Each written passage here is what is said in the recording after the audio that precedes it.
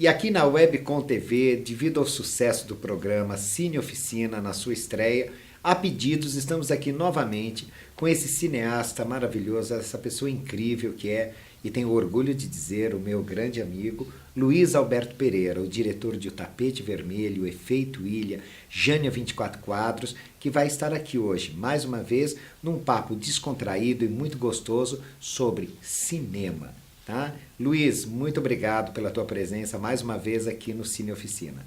Obrigado a você. Luiz, Alfred Hitchcock. O que lhe lembra Alfred Hitchcock? Qual a importância desse gênio do cinema? Bom, o Hitchcock era bravo, viu? Era, né? Era bravo, o bicho era bravo. Mais do que nós. Ah, bem mais. Mas era um gênio, né? Um gênio. Tal. Ele veio da Inglaterra. Inclusive, na Inglaterra, ele fez um filme que foi um fracasso. Ele foi considerado fracasso.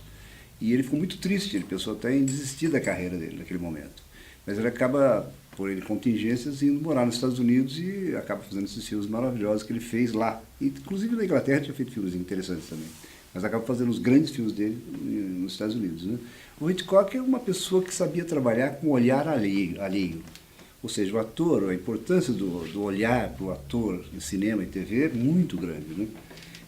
Aquilo que eu falei já no programa anterior, que foi muito incrível, que é o seguinte, todo ator de teatro que vem fazer teste comigo, eu mando cortar a mão. A primeira coisa, eu mando cortar os braços. Muito porque certo. todo mundo quer falar assim, e não é assim que se fala no cinema e na TV. Né? A gente tem a expressão do corpo, do olhar, do rosto, da expressão, é muito importante. Então o Hitchcock era um gênio por saber trabalhar com isso. Dizem as pessoas que o Hitchcock, quando ele estava fazendo um filme, que ele poderia não ir ao set, que ele era tão detalhista na maneira do roteiro, na maneira de elaborar os planos, que mesmo ele estando na casa dele, a equipe faria o filme sobre a ótica dele, com as observações, né? Coisa de gênio, né? Coisa de gênio, mas ele estava em todo o set. Nunca Ele deixou nunca deixou ele no set. Inclusive tem aquela história que você me contou da Ingrid Bergman. Ingrid Bergman, né? É. Que conta a história, que é muito interessante. A Ingrid Bergman é muito interessante, né? Como toda atriz, né? Às vezes glamurosa, né? maravilhosa. Né? Ela chegou no meio para iniciar a filmagem de Sob o Signo de Capricórnio e ela virou e fez Mr. Hitchcock. Eu não estou encontrando a minha personagem. E o Hitchcock olhou ela, né, de cima a baixo, de baixo a cima, e falou, Miss Bergman, o seu salário é motivo suficiente para a senhora encontrar a sua personagem. Luzes, câmera, ação. Vamos rodar. Vamos rodar. E a Ingrid Bergman imediatamente encontrou a personagem. Baixou né? o personagem. Quer dizer, uma tremenda sacada dele, né? Porque muitas vezes o diretor ele cai naquela de paparicar o ator, paparicar a atriz, e na verdade ele está complicando mais ainda o meio de campo. Né? Quando começa a levar por esse lado. Eu achei a sacada dele com a Ingrid Bergman. Eu acho que o ator, quando o ator ele é um ator que tem talento, que às vezes tem talento natural, talento aprendido, não tem problema, ele não precisa disso, não precisa dessa coisa, dessa paparicagem, nada. Ele chega no set e desempenha o papel dele, qual seja, não tem problema. É verdade. Eu acho que isso é muito importante, né? Porque ele está focado ali naquele momento, naquele trabalho, e tudo flui, né? Com muito mais verdade, com naturalidade. Falando em verdade, por exemplo, eu tive o meu último filme, As 12 Estrelas, tem uma personagem, por exemplo, que eu precisei trocar a fala, entendeu? Eu tive que trocar no momento, porque elas vieram para filmagem, não tinham sido... Eu só tinha feito teste com 2 atrizes, mas a fala estava com outra atriz. Eram 3 personagens das parcas, que cortam o fio da vida, uma fia, né? Outra enrola e outra corta o fio da vida das pessoas. E tinha uma personagem que começou a fala. Eu tinha uma fala importante para ela. Começava o filme com isso e chega o Paulo Betti, que era o destino, para falar com elas. E nesse momento a fala dela não me convenceu ninguém. Então o que eu fiz? Eu tive que tirar a fala dela e passar para uma outra atriz que falou, que expressou o que tinha que ser feito naquele momento e funcionou muito bem. Não tem que ter medo, um diretor não pode ter medo disso. Ele pode até trocar na hora a fala do outro, porque tem que ter verdade na cena, senão não adianta. Você pode enganar em muitas ocasiões, em muitos gêneros, né? Mas no cinema não você Não não dá, engana. não dá. Não dá na imagem, assim, na imagem, no cinema, no audiovisual, na TV, né? É difícil. No teatro também, né? O ator, o ator e a atriz, eles têm que ter uma capacidade de expressão muito grande, seja de convencimento do outro, né? Muito grande. Chega a ser esquizofrênico o ator e a atriz, né? Porque ele vira um personagem, vira outro, é muito engraçado. Você sair de si, vira um outro personagem, vira outra pessoa. Eu estou falando com você, mas eu sou um bandido! Eu sou um bandido! E daí? Entendeu? Quer dizer, o que é isso? Esse cara ficou louco, mas não é, ele está atuando. É uma coisa de gênio, né? Então, o cara tem que ter né? Uma expressão muito forte, importantíssima. E estar preparado para qualquer tipo de personagem, eu acho que é o que ele tem que ter no repertório dele. Porque a qualquer momento a gente pode mudar ali numa cena o sentido daquilo e você vai precisar de uma outra energia do ator, um outro momento, ele tem que estar preparado. É né? muito importante, daí eu acho, assim como a gente já falou, a coisa da bagagem cultural, né, da bagagem de informação para o ator, para ele poder estar preparado para o que for. No momento que for, seja inclusive momentos antes de filmar, de gravar, seja o que for. Entendeu? É verdade. Luiz, me fala uma coisa que às vezes até hoje é considerado um pouco tabu, né? Entre os atores e atrizes, mas não entre os diretores, que é a nudez em uma cena. Né? O que você acha que mais atrapalha na hora de você gravar um nu numa cena de um filme?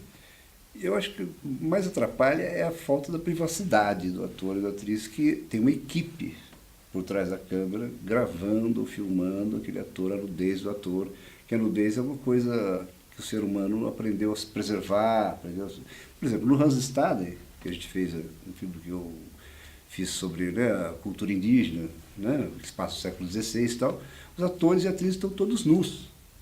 Né, são todos completamente nus, não teve problema nenhum, porque veio um processo de preparação do ator e da atriz que no final ninguém põe mais roupa. Ninguém põe mais roupa.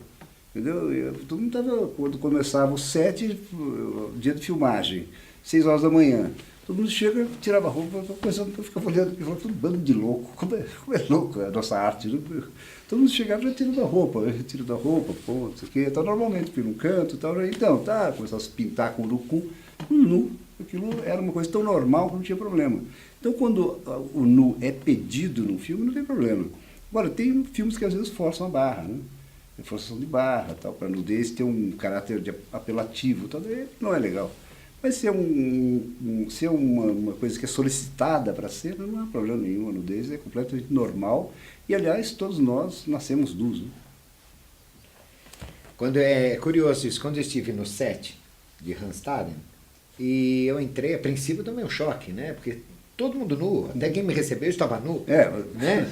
Era o índio, como que era? Relações Públicas. E ainda encontrei logo de cara o Beto Simas, nu, eu tomei um choque.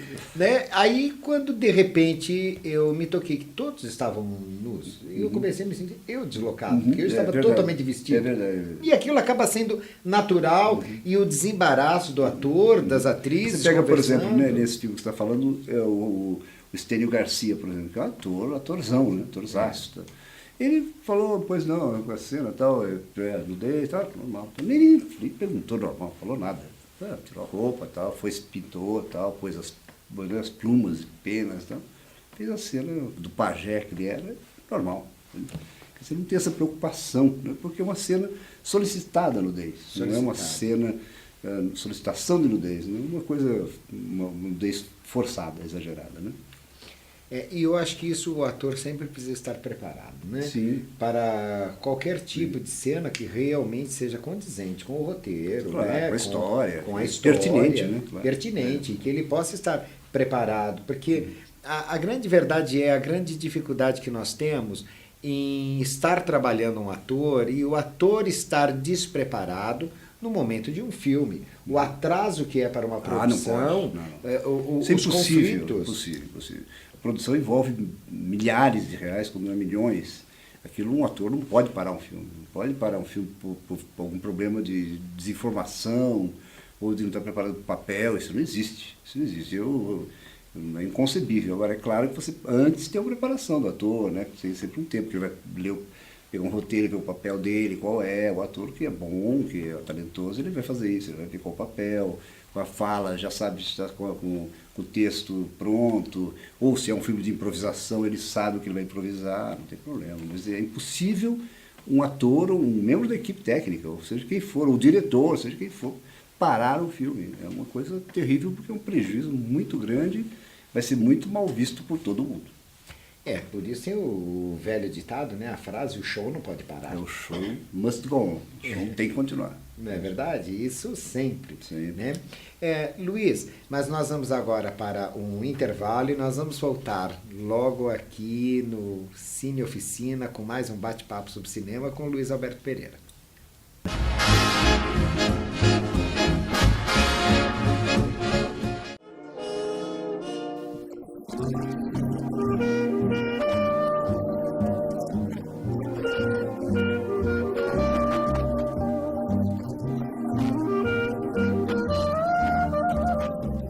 Clube do Colecionador, um mundo de sonhos. Através desse site, colocamos à disposição do grande público de colecionadores e fãs um fabuloso acervo de filmes do passado. Acesse o nosso site e descubra o fantástico mundo da arte da interpretação.